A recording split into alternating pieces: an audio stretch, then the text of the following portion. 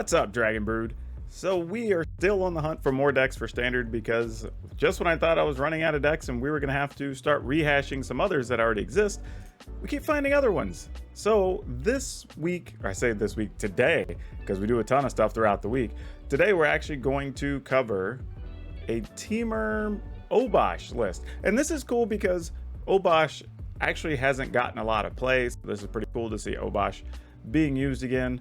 It's just a whole different way to go about it, and this was a deck I actually got to watch be piloted during the coverage of the CFP Pro Showdown last weekend where I was doing commentary. So I kind of already knew about it, sort of wanted to cover it, and I hadn't seen anybody else really talking about it, so I figured I would showcase it here. But first, as always, if you haven't, please remember to like this video, subscribe to the channel, hit that notification bell, and, you know, help us out a little bit. Especially right now while we're having a hard time with the whole YouTube wage stuff. Feel free to see the video from like a week ago. But after you've done all that, let's go take a look at this Temur Ramp Obosh list.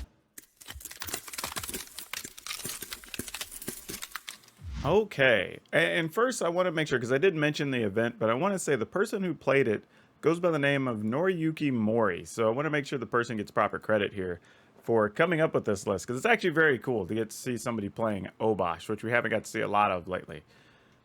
So, of course, starting at the top, we do have Obosh as a companion. We do have Spike-Filled Hazard. This is a card that sort of fell off a little bit, but I think in this type of list it makes a lot of sense because you're going to be a little bit slower since you can only play odd mana things, but it does let you deal with opposing, like Mire Tritons, Innkeepers, you know, a variety of stuff that's still being played in some of these lists. So you do have some things you can target. Speaking of Innkeeper, we have 4 of our own, because we are playing a fair amount of adventure cards.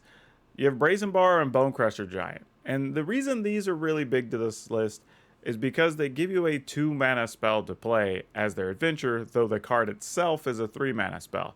So that's the thing to kind of keep in mind here. It's like, even though like Brazen Bar may not be spectacular for this list, it does serve a purpose. Then we have Cultivates to kind of build our mana. Lovestruck Beast, another early play with that 1 mana spell to make a 1/1. Terror of the Peaks, which we really like in this list, partly because the next card we have there is Beanstalk Giant. So even just playing Terror of the Peaks followed by Beanstalk Giant, you can do a lot of damage, you know, but even then, just playing the Lovestruck Beast is going to be 5 damage, playing a Bone Crusher Giant's 4 damage. But more importantly, we can still get into Genesis Ultimatums, which then can give you just in-game damage if you get multiple Terror of the Peaks off of it. And then we are playing Great Hinge. And this is good too because this list does have a way to generate the mana, right? So you can sometimes just cast a Great Hinge even with just a 2 or 3 power thing on the table, and that's okay, right? I don't think you necessarily, when you get it cheap, it's great, but if you don't, fine, right? This list has tons of creatures in it, so it should not be a problem. Now the lands, you're playing a little mix of everything here. So if you got 3 islands, 2 mountains, 4 forests, 4 Riverglide pathway, 1 Temple of Epiphany, 4 of the Crag Crown pathways, 2 Temple of Mystery, actually 3 Temple of Mystery, gotta correct that. 4 Ketria Triome, and 2 Fable Passage. So that's a good mix of land, and I think you just have to have that, because if you look back at the list, we have so many things that, like, this needs double blue, this needs double red, this needs green, blue, red, this needs 2 green. You have situations where you're going to want to, like, use a Beanstalk Giant and be able to do something else. And because you've got Beanstalk and Cultivate, you got to have enough basics you can still go search for. So this list is actually put together very well. There's a lot of things it's trying to do, and it seems to be doing them pretty well. So let's go hop into the arena and see how this plays. Oh boy. Yeah, I guess we'll keep this. I mean, why not?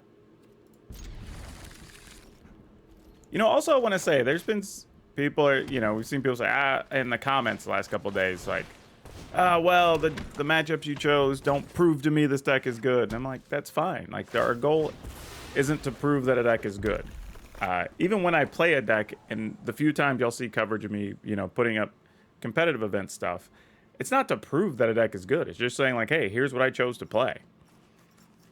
You know, this is more about me showcasing decks because I'm fortunate to get to do commentary, and I have a network of people built up at this point that are sharing information from different tournaments. So when something cool gets shown, we can talk about it, right? We can say like, hey, maybe you hadn't seen this deck, or you weren't aware this event happened. And that's the type of stuff we can do. This isn't necessarily, our channel isn't about just having the absolute best decks all the time. That's not what we hang our hat on here. I'm gonna do this first. So next turn, if I need to, I can take better advantage. I'm gonna need another red land first. Yeah, that's fine. But yeah, the channel is really just to show different things and have some fun, and just show people that there's a lot of options in Standard. Even with the decks that exist, there's different ways we can play them and build them. This isn't always just about having the best or baddest version of everything, you know?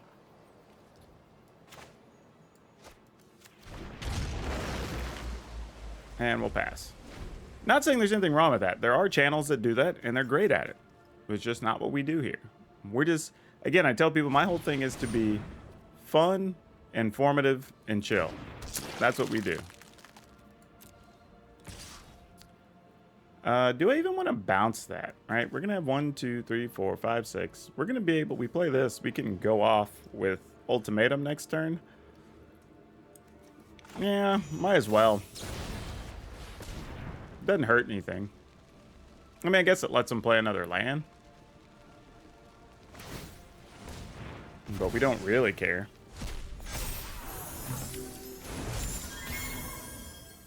Unless they just didn't have any more lands to play. But I mean, even if they have a questing beast, we should be fine here. Ooh, that's sexy. Let's do all the things.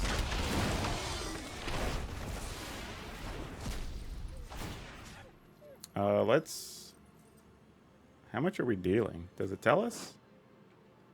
Is it just one? We'll just deal 2 opponent. Alright, we'll get some cards. We'll scry this one to the bottom because we don't need it. Ooh, there we go. There we go. Now we got all the sauce. Alright, we'll pass. Yeah, even if the opponent has Primal Might or something here, we are still off to the races. Yep, that'll do it. Okay, we're going to go ahead and keep this, I think. Yeah, the other thing I want to address too, while I'm thinking about it, is, you know, people concerned about what rank we're playing at or whatever. But there's a reality to things. Like, the first is that you can make Mythic with a losing record. Like, I've already tested that before, and it's totally possible. The reason that's possible is because when you get to the bottom rung, you know, whatever, say like gold 4, platinum 4, whatever, you... Oh, we'll keep that for sure.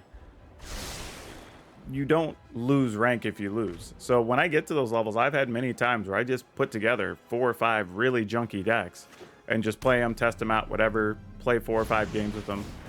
And then if they just don't work, they don't work, right? Like, that's totally a thing that happens. But with that, you know, when I, like today, this is a deck we already know works, right? It's already proven, not really concerned about it.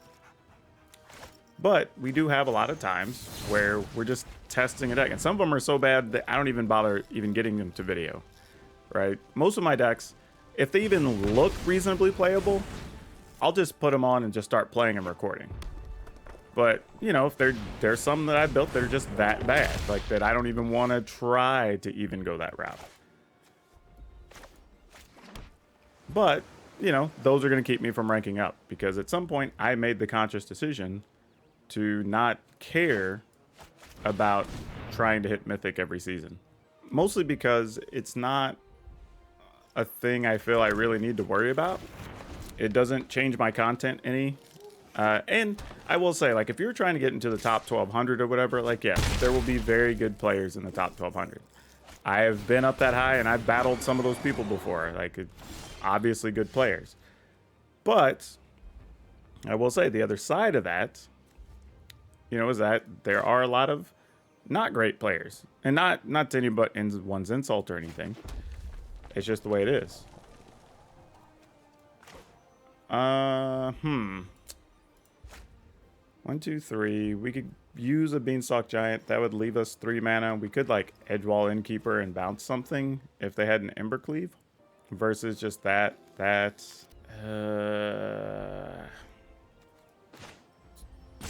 Yeah, let's do this. I don't love it, but I am... crap, if I do that... No, that's fine. We can do that. That totally works. And let's just play the Innkeeper. Mostly so we can, like, just swap up some blocks or something if necessary. We're 1 mana away from being able to play this Ultimatum now, so... Meh. Alright, they had a shock. Wasn't planning on that. But it could have just as well been a Spike-Filled Hazard or something anyway. So we're just going to pass. Alright. Opponent's attacking. Nothing. No Embercleave. Alright. Well, we're definitely going to bounce this one, because that's more of a problem. Though they might Embercleave now. I've been on the other side of that, where like I don't want to Embercleave knowing they can do something to a creature, so I just let the damage happen, and then see if you can sneak through a cleave. So, I couldn't say much if the opponent would have went that route. Alright, so I need 2 green, which I've got. 3 blue after I play this, and 2 red. Alright, let's see if we hit it. Spin to win. Oh, that'll do. That'll do nicely. Oh, so much damage. I think we're keeping this one.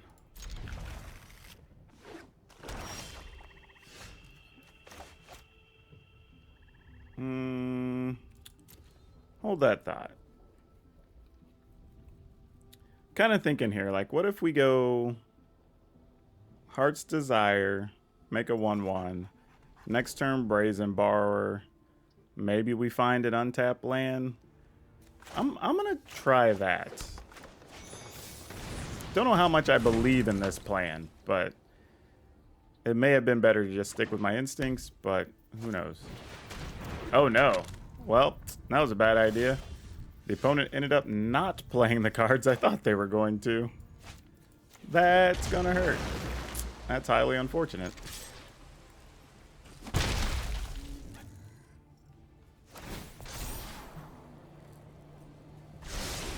I mean, I guess it doesn't change stuff that much, though, right? If we'd have done it the other way, we'd have just fetched for a land or something. So I guess this is mostly fine. Alright, so this is green-black control-ish something or other. What are we doing? I'm definitely not sure what's happening here. Oh, gosh.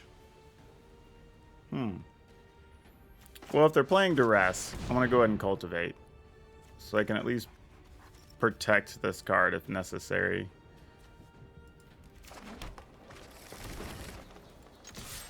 Because everything else we have are creatures. But right now, I literally don't know what type of deck the opponent's playing. Looks like they may be fishing for a land here. And they are also cultivating. So I wonder if we're in a situation where their plan is to just get to Ugin. So we just have to do something bigger, faster. Having a hard time deciphering what's going on here.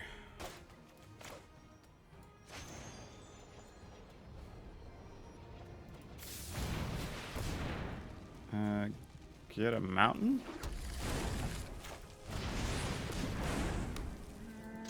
I mean, I assume they're just going to kill the Lovestruck Beast, and that's fine. Problem is, because we're playing Obosh, if they're playing Extinction Event, they're going to kind of get an easy out here. No, I'm going to decline. Feel free to attack.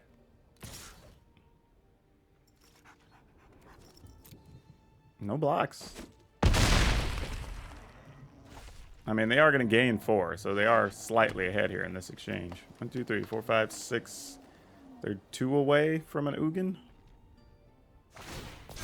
Alright, they're going to scry now and get their 4 life. Sounds good. Ooh, can we get the big hit we want? So I have to go get either an island or a mountain here.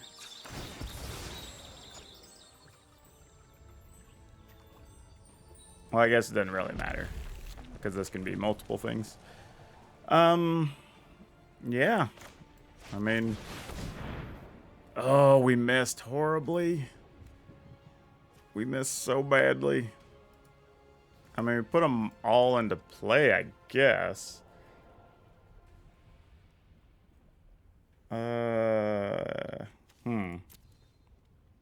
3, 4, 5, 6. So they can't Ugin next turn. They can Extinction Event.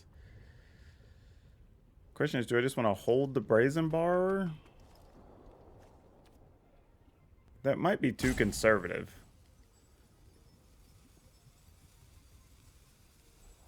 But if we just get them to it, yeah, that's fine. If they Extinction Event, so what? We have enough mana that we can just really try to do it up next turn. I'm gonna get in there with those zeros as well.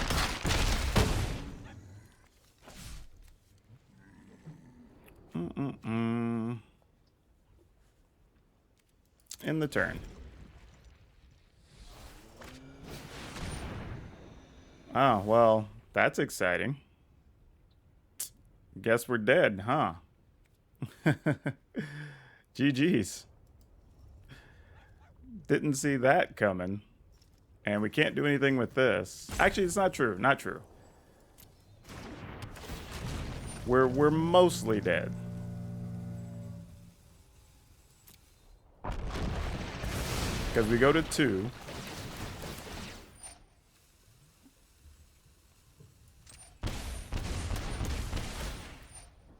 There is an awkward scenario here where we bounce Massacre Worm.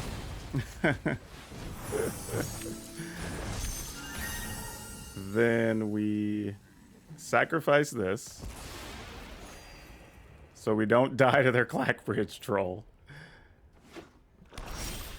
Man, what's funny is we got punished for putting that Brazen Bar in play, and I almost didn't do it. All right, so now I need 7 for this.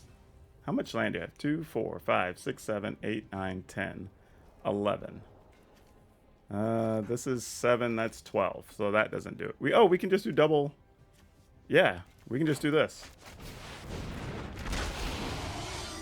Hit the opponent. Boom! Got there.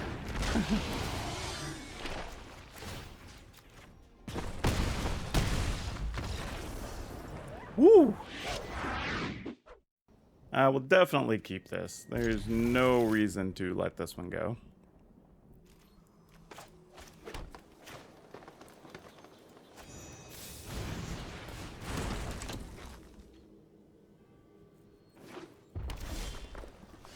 I guess we could have just Obosh and played Obosh last game too. I don't know. We had a bunch of outs the way things worked out.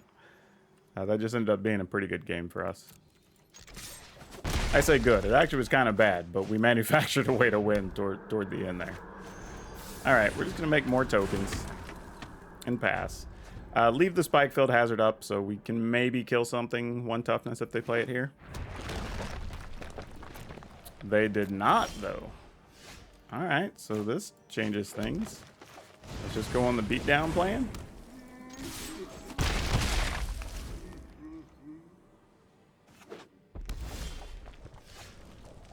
What are you even doing, opponent? Try to attack? Everything gets to attack? I am really suspicious right now. I feel like this is just going to be like a Storm's Wrath or something. So if so, even playing this doesn't hurt us. I mean, because either way, we're just going to lose the token. So it's like, that's fine. Yeah, it's a Storm's Wrath. That's okay. We'll just draw an Edgewall Innkeeper here. Okay, I lied. We didn't draw an Innkeeper. We're going to go ahead and do this first. Get Forest, get... Well, no. Let's get... Mountain Island.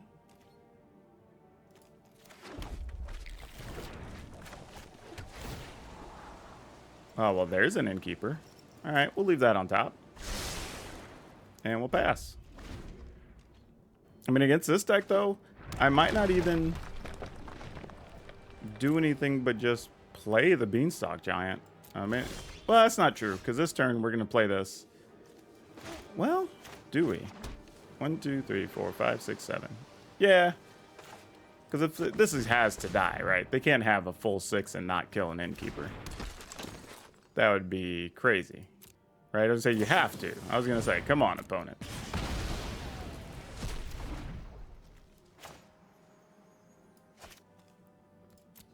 Alright, we'll play this one. Get Forest Island, I guess. I'll go ahead and play this. Get another mountain. So we can still do this if need be.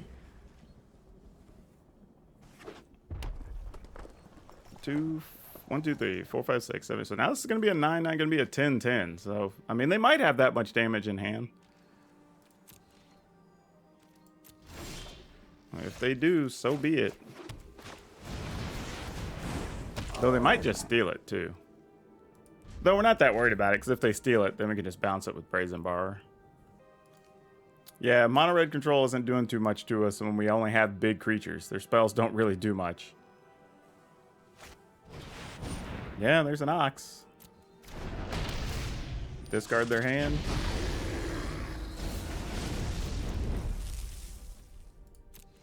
Alright, well, we're going to return that Ox to their hand.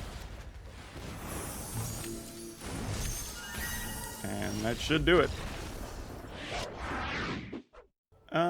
You know what? Since we have a pathway, I'm willing to keep this. Especially against a Lurrus deck, so we can pick off things early here. Maybe set up some mana draws. I do need to get a second red mana, though. But yeah, we're going to keep that up there.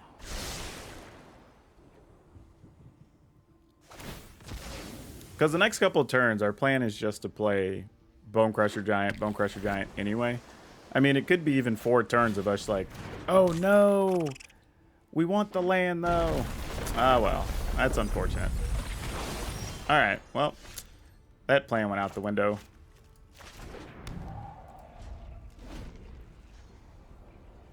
So this is just rogues with Lurrus.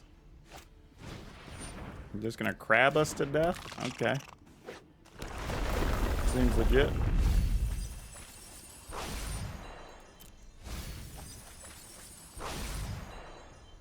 Alright, well, we know what we gotta do, I guess. The path is laid out. Alright, we found another red mana. Which is good, because if we can get these terrors to stick, they do fly.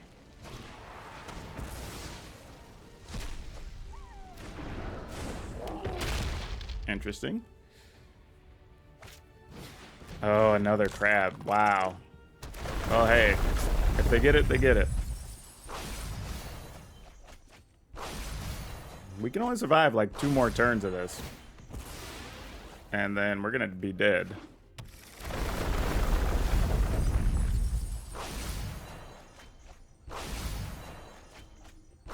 Yep. All right. We're going to have to assume that we don't really get to use these ultimatums. Dead Bone Crusher Giant?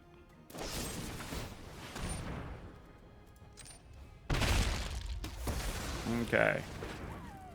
Well, now we're just hoping to draw a land. And then maybe Terror. I don't know if they're both going to live, but that's one of our outs here. That's not good, though. They didn't have land. So it means they can only have active kill spells here, right? Because what else are they playing? I mean, I guess they could be playing rogue things.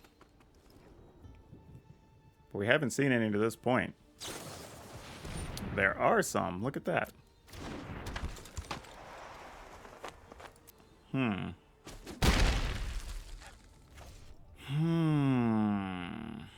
This is going to be 9, 10, 11.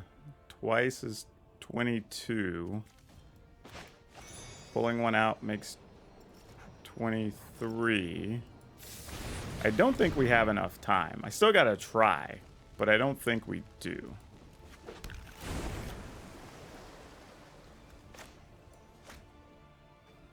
Two, three, 4, 5, 6. Even if we get another land, that's 7. Yeah. I think we're just in bad shape here. Oh yeah, we're dead. I mean, there's no way we don't die here. Why would you not attack with both of them?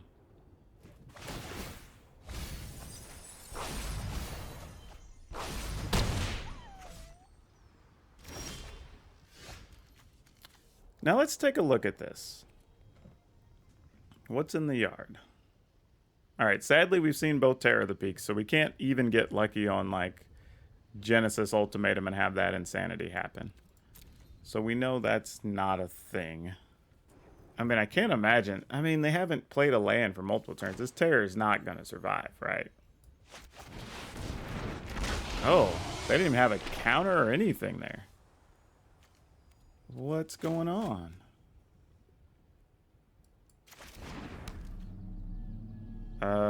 I mean, I guess we attack. We're not blocking the Soaring Thought Thief, that's for sure. Weird. What is in their hand? Something, maybe, oh, you're playing Luris, so maybe it's like one of the enchantments or something that gives minus whatever to toughness. Oh, we only have 19 cards left, so this is a real thing. All right, we're about to lose 12, so we'll have 7 left.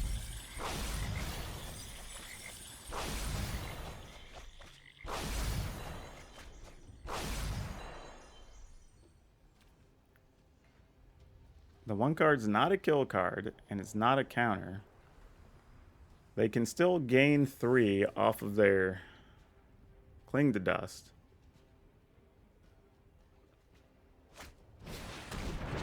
Call a Death Dweller. Alright. I don't even know what there is to draw, but like, well, not that. Definitely not that. So we need them to not draw land. Oh, how bad is this? Man, if these would have been almost any other creature, I'd have been happy. 6 cards left. Is there any way out of this?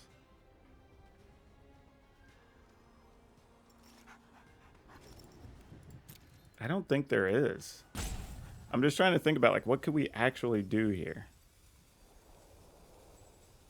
All the Bone Crushers, I think, are in there. So we don't even have those to draw next turn.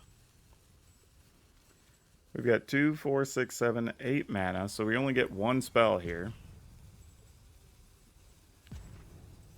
What's left? Is there a Beanstalk Giant still in there? I'm trying to think, can we just auto-kill the opponent? I think that's the play. We just do this, and we Genesis Ultimatum, and hope we have the right creatures left. I don't think we do, but... Oh, double Beanstalk. I thought there was only 1 left. Oh, so sick. So sick. Oh!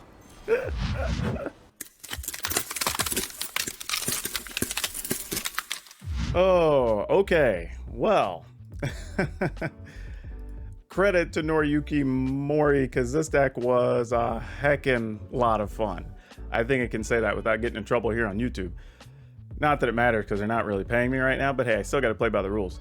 But yeah, this deck is fun, y'all. If you want to play a ramp deck, and here's the crazy part, I didn't even get an opportunity to put Obosh into play. I actually thought about it in that last game, the turn prior, but I was trying to think of like long term out, and I didn't think I had more than like 2 more turns. So it turns out I was right. Won the game with 1 card left in my library. That is exciting. That's a lot of fun. So yeah, check this deck out. If you like playing ramp style decks, give it a go. This was a lot of fun.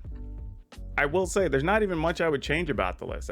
Maybe, how much do I love Brazen Bar or not? Maybe something like that. But yeah, this was cool. And it already has a sideboard built for it, so you can play it in best of 3. And this is a deck where Mori did get to the finals of the CFB Pro Showdown. So went through several people, basically ended up being, I think it's like 6-1 or 7-1, to make the finals there. So nothing to really complain about this list. So definitely give it a look, especially as it turns out, if you want something that can hold its own against the Gruul decks. I believe Mori also beat 3 Gruul decks on the way to that finals finish there. So yeah, there's a lot going on here that's positive. Also, remember, if you haven't, please like this video, hit the subscribe button, hit that notification bell. That'll help me out a whole lot right now while we need it. And if you want to get this deck list, if you want to follow me over on Twitch, on Twitter, you want to come hang out and talk deck stuff in our Discord about all different formats, or just check out some of my merchandise since y'all didn't get a full size look at it. There you go, get one of these mugs or t-shirts or stickers or any of the other things I have up. Hit the merchandise link. All of that stuff is down in the description below. But that's all I have for you for now. We'll see you next time.